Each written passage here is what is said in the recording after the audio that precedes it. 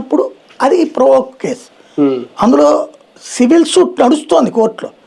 Civil suit నడుస్తుండగా criminal case పెట్టడం అనేటటువంటిది, అందుకే కదా హైకోర్టు ఏముంది, వాళ్ళ అబ్బాయికి ఉన్నాడు ఓకే, దాంట్లో తప్పు అన్నారు ఓకే, వాళ్ళ అమ్మ నాన్నకి ఏంటి సంబంధం? అంతే కదా.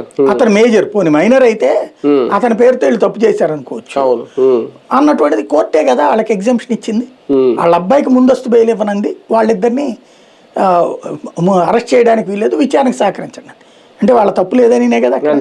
రెండో పాయింట్ ఏంటి, వాళ్ళ అబ్బాయి అయినా కొన్నాడు, కొనకుండా అది గ్రాప్ చేసుకుని తను రాయించుకుని ఉన్నాడు అనుకోండి తప్పు.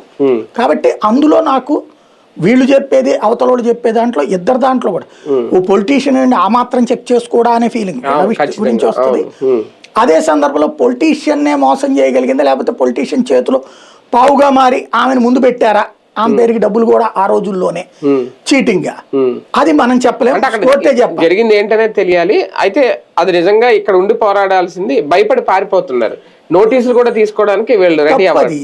అది వీళ్ళు పేపర్లో రాసేది కానీ నోటీసులు తీసుకుంటారు. ఇప్పుడు కోర్టుకి తీసుకోపోతే వీళ్ళు ఏంటంటే ముందు తీసుకొచ్చి బొక్కలో దోయించేసేయాలన్నది వీళ్ళ గొడవ.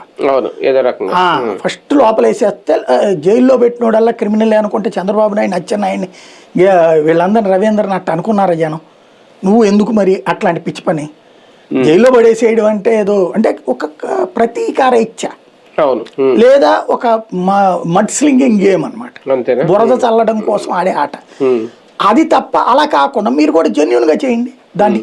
ఇప్పుడు వాళ్ళు తప్పు చేశారంటున్నాం, బురద పని చేశారు.